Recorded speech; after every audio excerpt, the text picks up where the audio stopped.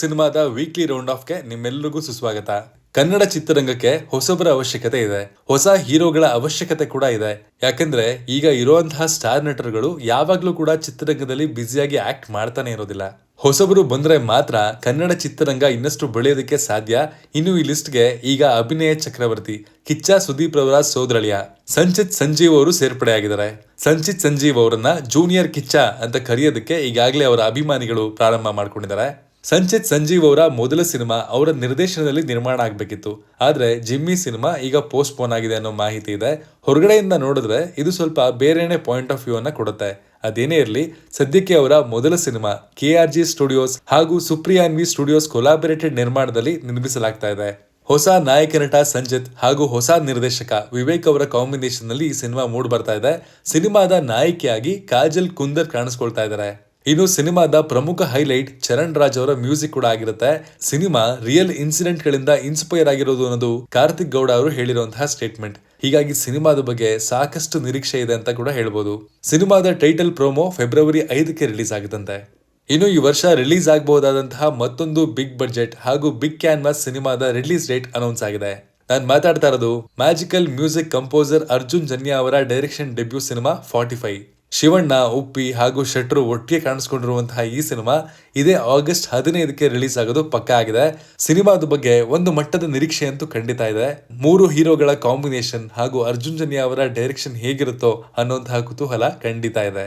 ಇತ್ತೀಚೆಗಷ್ಟೇ ದುನಿಯಾ ವಿಜಯ್ ರವರು ನಿಮ್ಮೆಲ್ರಿಗೂ ಗೊತ್ತಿರೋ ಹಾಗೆ ತಮ್ಮ ಹುಟ್ಟುಹಬ್ಬವನ್ನ ಆಚರಿಸಿಕೊಂಡ್ರು. ಹಾಗೂ ಈ ಸಲ ಸಿನಿಮಾ ಶೂಟಿಂಗ್ ನಲ್ಲಿ ಬ್ಯುಸಿ ಆಗಿದ್ದ ಕಾರಣದಿಂದಾಗಿ ಅಭಿಮಾನಿಗಳ ಜೊತೆಗೆ ಹುಟ್ಟುಹಬ್ಬವನ್ನ ಆಚರಿಸಿಕೊಳ್ಳಲು ಸಾಧ್ಯ ಆಗಲಿಲ್ಲ.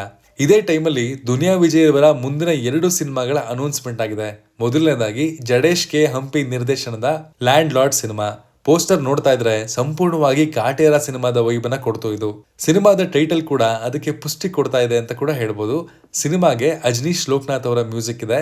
ಇನ್ನು ಎರಡನೇದಾಗಿ ದುನಿಯಾ ವಿಜಯ್ ರವರ 30ನೇ ಸಿನಿಮಾ. ದುನಿಯಾ ವಿಜಯ್ ರವರ ಲಕ್ಕಿ ಪ್ರೊಡ್ಯೂಸರ್ KP ಶ್ರೀಕಾಂತ್ ಅವರ ನಿರ್ಮಾಣದಲ್ಲಿ ಈ ಸಿನಿಮಾ ಮೂಡ್ ಬರ್ತಾ ಇದೆ. ಸಿನಿಮಾದ ಡೈರೆಕ್ಟರ್ ವೆಟ್ರಿವೇಲ್. ಸಿನಿಮಾ ಫಾರೆಸ್ಟ್ ಡಿಪಾರ್ಟ್ಮೆಂಟ್ ಅಥವಾ ವನ್ಯ ಸಂರಕ್ಷಣೆ ಕಾನ್ಸೆಪ್ಟ್ ನಲ್ಲಿ ಮೂಡ್ ಬರ್ತಾ ಇರೋದು ಅಂತ ಪೋಸ್ಟರ್ ನೋಡಿ ಒಂದು ಐಡಿಯಾ ಬರುತ್ತೆ. ಅಂದ್ರೆ ಈ ವರ್ಷ ದುನಿಯಾ ವಿಜಯ್ ಅವರಿಂದ ನಾವು 2 ಸಿನಿಮಾಗಳನ್ನ ನಿರೀಕ್ಷೆ ಮಾಡಿದ್ರು ಕೂಡ ಅದು ಅತಿಶಯೋಕ್ತಿ ಅಂತ ಅನ್ಸಲ್ಲ.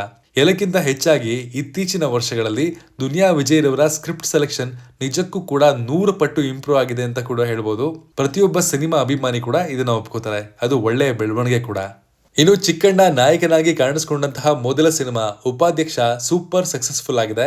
ಒಬ್ಬ ನಾಯಕನನ್ನ ಜನ ಯಾವ ರೀತಿಲಿ ಕಾಣೋದಕ್ಕೆ ಇಷ್ಟಪಡ್ತಾರೋ ಅದೇ ರೀತಿಲಿ ಒಳ್ಳೆ ಕಂಟೆಂಟ್ ಜೊತೆಗೆ ಕಾಣಿಸ್ಕೊಂಡ್ರೆ ಸಿನಿಮಾ ಗೆಲ್ಲುತ್ತೆ ಅನ್ನೋದಕ್ಕೆ ಚಿಕ್ಕಣ್ಣ ಉತ್ತಮ ಉದಾಹರಣೆ. ಜನರ ನಾಡಿ ಮಿಡಿತವನ್ನ ಅರ್ಥ ಮಾಡ್ಕೊಂಡು ಅದೇ ರೀತಿಯ ಸ್ಕ್ರಿಪ್ಟ್ ಅನ್ನ ಸೆಲೆಕ್ಟ್ ಮಾಡ್ಕೊಂಡು ನಾಯಕನಾಗಿ ಮುಂದೆ ಬಂದ್ರು ಹಾಗೂ ಗೆದ್ರು ಕೂಡ.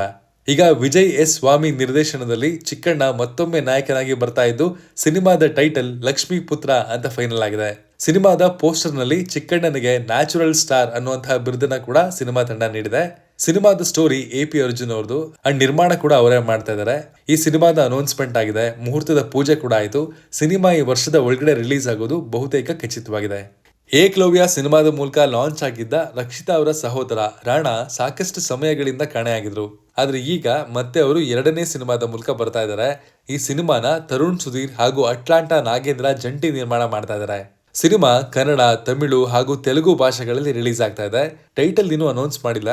ಆದ್ರೆ 7 ಮಲೆಯ ಮಡಿಲಲ್ಲಿ ಎದೆ ನಡಗಿಸುವಂತಹ ಕತೆ ಅನ್ನೋ ಟ್ಯಾಗ್ ಅನ್ನ ಹೊಂದಿದೆ.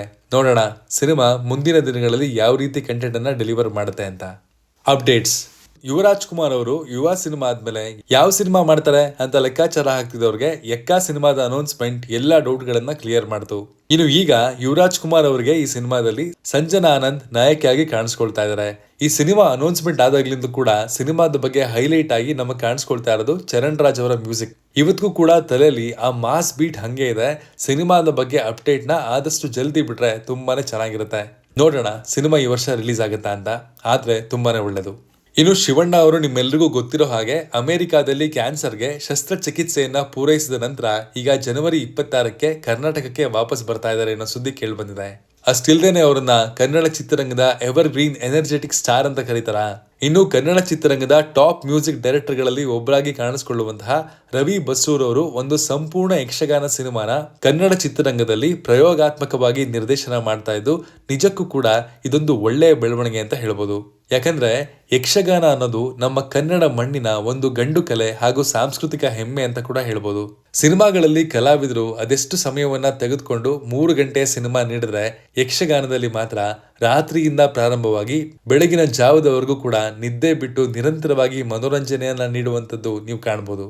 ಈಗ ಅದೇ ಯಕ್ಷಗಾನವನ್ನ ಸಿನಿಮೀಕರಣ ಮಾಡುವಂತಹ ಪ್ರಯತ್ನ ರವಿ ಬಸ್ರೂರ್ ಮಾಡ್ತಾ ಇದ್ದಾರೆ. ಕರಾವಳಿ ಭಾಗದ ಕಲಾವಿದರಿರ್ಬೋದು ಅಥವಾ ಟೆಕ್ನಿಷಿಯನ್ಗಳಿರ್ಬೋದು, ಅಲ್ಲಿನ ಸಂಸ್ಕೃತಿ ಹಾಗೂ ಪರಂಪರೆಯನ್ನ ಸಿನಿಮಾಗಳಲ್ಲಿ ಆಗಾಗ ತೋರಿಸುವಂತಹ ಪ್ರಯತ್ನವನ್ನ ಮಾಡ್ಕೊಂಡೇ ಬರ್ತಾ ಇದ್ದಾರೆ. ಈಗ ರವಿ ಬಸ್ರೂರ್ ಅವರು ಕೂಡ ಇದಕ್ಕೆ ಒಂದು ಹೊಸ ರೂಪವನ್ನ ನೀಡೋದಕ್ಕೆ ಹೊರಟಿದ್ದಾರೆ. ಹೌದು, ಈ ಸಂಪೂರ್ಣ ಯಕ್ಷಗಾನ ಸಿನಿಮಾದ ಹೆಸರು ವೀರಚಂದ್ರಹಾಸ. ಈ ಸಿನಿಮಾದಲ್ಲಿ ಶಿವಣ್ಣ ಕೂಡ ನಾಡ ಚಕ್ರವರ್ತಿ ಶಿವಪುಟ್ಟ ಸ್ವಾಮಿ ಪಾತ್ರದಲ್ಲಿ ಕಾಣಿಸ್ಕೊಂಡಿದ್ದಾರೆ. ಇಡೀ ಚಿತ್ರರಂಗದ ಇತಿಹಾಸದಲ್ಲಿ ಇದೊಂದು ನವೀನ ಪ್ರಯತ್ನ. ಹೀಗಾಗಿ ಯಾವ ರೀತಿ ಸಿನಿಮಾ ಮೂಡ್ ಬರುತ್ತೆ ಅನ್ನುವಂತಹ ಕುತೂಹಲ ಪ್ರತಿಯೊಬ್ಬರಿಗೂ ಕೂಡ ಇದೆ. ಟ್ರೈಲರ್ ಮತ್ತು ಸಾಂಗ್ ಅಪ್ಡೇಟ್ಸ್. ಇತ್ತೀಚೆಗಷ್ಟೇ ರಿಲೀಸ್ ಆಗಿರುವಂತಹ ಟ್ರೈಲರ್ಗಳಲ್ಲಿ ದೊಡ್ಡ ಮಟ್ಟದಲ್ಲಿ ಸೌಂಡ್ ಮಾಡ್ತಾ ಇರೋದು ಅಂದ್ರೆ ವಿಕ್ಕಿ ಕೌಶಲ್ ರವರ ಮುಂದಿನ ಬಹು ನಿರೀಕ್ಷಿತ ಸಿನಿಮಾ ಹಾಗೂ ಇದೇ ಫೆಬ್ರವರಿ 14ಕ್ಕೆ ರಿಲೀಸ್ ಆಗೋದಕ್ಕೆ ಹೊರಟಿದೆ. ಅದು ಚಾವಾ. ಸಿನಿಮಾ ಹಿಂದಿಯಲ್ಲಿ ರಿಲೀಸ್ ಆಗ್ತಾ ಇರೋದು, ಆದ್ರೆ ಮರಾಠಿ ಅಥವಾ ಬೆಂಗಾಲಿಯಲ್ಲಿ ಡಬ್ ಆಗುವಂತಹ ಸಾಧ್ಯತೆ ಇದೆ ಎನ್ನುವಂತಹ ಮಾತು ಕೂಡ ಕೇಳಿ ಬರ್ತಾ ಇದೆ. ವಿಕ್ಕಿ ಕೌಶಲ್ ಸಾಮಾನ್ಯವಾಗಿ ಬಾಲಿವುಡ್ ಚಿತ್ರರಂಗದ ಬಯೋಪಿಕ್ ಸ್ಪೆಷಲಿಸ್ಟ್ ನಟ ಅಂತ ಕೂಡ ಹೇಳ್ಬೋದು. ಯಾವುದೇ ರೀತಿಯ ಒಬ್ಬ ಸಾಧಕನ ಅಥವಾ ವೀರನ ಪಾತ್ರವನ್ನ ನಮ್ಮ ಭಾರತೀಯ ಚಿತ್ರರಂಗದಲ್ಲಿ ನೀವು ಮಾಡಬೇಕು ಅಂತ ಅಂದ್ರೆ ಅದಕ್ಕೆ ಖಂಡಿತವಾಗ್ಲೂ ವಿಕ್ಕಿ ಕೌಶಲ್ ಮೊದಲನೇ ಚಾಯ್ಸ್ ಆಗಿರ್ತಾರೆ. ಈ ಮನುಷ್ಯ ಕೇವಲ ನಟಿಸೋದಿಲ್ಲ, ಆ ವ್ಯಕ್ತಿಯ ಜೀವನ ಹಾಗೂ ಪಾತ್ರದಲ್ಲಿ ಜೀವಿಸ್ಬಿಡ್ತಾರೆ. ಪರಕಾಯ ಪ್ರವೇಶ ಅನ್ನುವಂತಹ ಮಾತನ್ನ ವಿಕ್ಕಿ ಕೌಶಲ್ ರವರ ಬಯೋಪಿಕ್ ಸಿನಿಮಾಗಳ ನಟನೆಯನ್ನ ನೋಡಿನೇ ಹೇಳಿರ್ಬೇಕು. ಚಾವಾ ಛತ್ರಪತಿ ಶಿವಾಜಿರವರ ಮಗ ಛತ್ರಪತಿ ಸಾಂಬಾಜಿ ಮಹಾರಾಜ್ ಅವರ ಜೀವನ ಕಥೆಯನ್ನ ಆಧರಿಸಿರುವಂತಹ ಸಿನಿಮಾ. ಈ ಸಿನಿಮಾದಲ್ಲಿ ಛತ್ರಪತಿ ಸಾಂಬಾಜಿ ಮಹಾರಾಜರ ಪತ್ನಿಯ ಪಾತ್ರದಲ್ಲಿ ನಮ್ಮ ಕನ್ನಡತಿ ರಶ್ಮಿಕಾ ಮಂದಣ್ಣ ಕಾಣಿಸ್ಕೊಂಡಿದ್ದಾರೆ. ಟ್ರೈಲರ್ ತುಂಬಾನೇ ಚೆನ್ನಾಗಿ ಮೂಡ್ ಬಂದಿದೆ. ಅದರಲ್ಲೂ ಅಗ್ರೆಷನ್ ಹಾಗೂ ಎಲಿವೇಶನ್ ತೋರಿಸುವಂತಹ ಫ್ರೇಮ್ಗಳಲ್ಲಿ ವಿಕ್ಕಿ ಕೌಶಲ್ ಭಾರತದ ಒಬ್ಬ ಒಳ್ಳೆಯ ನಟ ಅಂತ ಮತ್ತೆ ಪ್ರೂವ್ ಮಾಡಿದ್ದಾರೆ. ಸಿನಿಮಾ ಇದೇ ಫೆಬ್ರವರಿ 14ಕ್ಕೆ ರಿಲೀಸ್ ಆಗ್ತಾ ಇದೆ. ರಾವುತ ಅನ್ನೋ ಕನ್ನಡ ಸಿನಿಮಾದ ಟ್ರೈಲರ್ ಕೂಡ ರಿಲೀಸ್ ಆಗಿದೆ. ಸಿನಿಮಾದ ಟೈಟಲ್ ಎಷ್ಟು ವಿಚಿತ್ರವಾಗಿದೆಯೋ ಅದೇ ರೀತಿಲಿ ಸಿನಿಮಾದ ಟ್ರೈಲರ್ ನೋಡಿದ್ಮೇಲೆ ಕೂಡ ನಿಮ್ಗೆ ಹಂಗೆ ಅನ್ಸುತ್ತೆ. ಮೇಕಿಂಗ್ ಶೈಲಿ 90ರ ದಶಕದ ಕನ್ನಡ ಸಿನಿಮಾಗಳನ್ನ ಹೋಲುತ್ತೆ. ರಾಜ್ ಪ್ರವೀಣ್ ಹಾಗೂ ಭವಾನಿ ಪುರೋಹಿತ್ ಸೇರಿದಂತೆ ಸಾಕಷ್ಟು ಹೊಸಬರ ದಂಡೆ ಈ ಸಿನಿಮಾದಲ್ಲಿದೆ.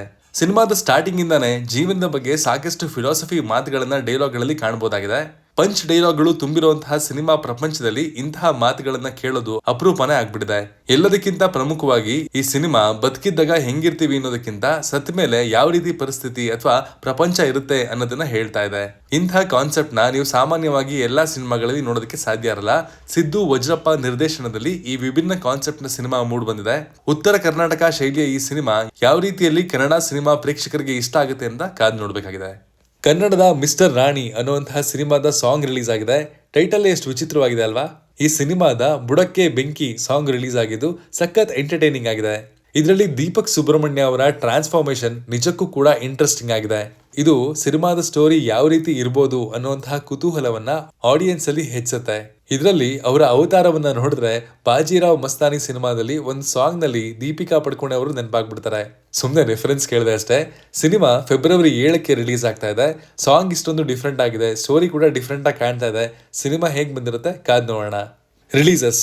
ಇತ್ತೀಚೆಗಷ್ಟೇ ಕನ್ನಡದಲ್ಲಿ 4 ಸಿನಿಮಾಗಳು ರಿಲೀಸ್ ಆಗಿದೆ. ವಿರಾಟ್ ಹಾಗೂ ದಿನಕರ್ ತೂಗ್ದೀಪ್ ಅವರ ಕಾಂಬಿನೇಷನ್ ನಲ್ಲಿ ರಾಯಲ್ ಸಿನಿಮಾ ಒಂದು ಕಡೆ ಆದ್ರೆ, ಇನ್ನೊಂದು ಕಡೆ ಚಿಕ್ಕಣ್ಣ ಹಾಗೂ ಬಳಗದ comedy entertainer cinema forest. Rishi ಅವರ ರುದ್ರಗರುಡ ಪುರಾಣ ಸಿನಿಮಾ ಕೂಡ ರಿಲೀಸ್ ಆಗಿ ಕನ್ನಡದ ಪ್ರೇಕ್ಷಕರಿಗೆ ಡಿಫ್ರೆಂಟ್ ಸಿನಿಮ್ಯಾಟಿಕ್ ಎಕ್ಸ್ಪೀರಿಯನ್ಸ್ ಅನ್ನ ನೀಡ್ತಾ ಇದೆ. ರಿಲೀಸ್ ಆಗಿ ಸಖತ್ ಸೌಂಡ್ ಮಾಡದೇ ಇದ್ರೂ ಕೂಡ ಸೈಲೆಂಟ್ ಆಗಿ ರೈಡ್ ಅನ್ನುವಂತಹ ಹೊಸಬರ ಕನ್ನಡ ಸಿನಿಮಾ ಕೂಡ ರಿಲೀಸ್ ಆಗಿದೆ. ವಿಶೇಷ ಏನಂದ್ರೆ ಎಲ್ಲಾ ಸಿನಿಮಾಗಳ ಜಾನ್ರೆಗಳು ಕಂಪ್ಲೀಟ್ ಆಗಿ ಬೇರೆ ಬೇರೆನೆ ಆಗಿದೆ. ಬಾಕ್ಸ್ ಆಫೀಸ್ ಅಲ್ಲಿ ಯಾವ ಸಿನಿಮಾ ದಾಖಲೆ ಮಾಡುತ್ತೆ ಕಾದ್ ನೋಡೋಣ. Buzz and extras. Thalapathy Vijay ರವರ 69ನೇ ಸಿನಿಮಾ ಅಂದ್ರೆ ನಮ್ಮ ಕನ್ನಡದ ಹೆಮ್ಮೆಯ ನಿರ್ಮಾಣ ಸಂಸ್ಥೆ KBN ಪ್ರೊಡಕ್ಷನ್ ನಿರ್ಮಾಣದಲ್ಲಿ ಮೂಡ್ ಬರ್ತಾ ಇರುವಂತಹ ಸಿನಿಮಾದ ಟೈಟಲ್ ಏನು ಅಂತ ವಿಜಯ್ ಅವರ ಅಭಿಮಾನಿಗಳು ಕಾಯ್ತಾ ಇದ್ರು.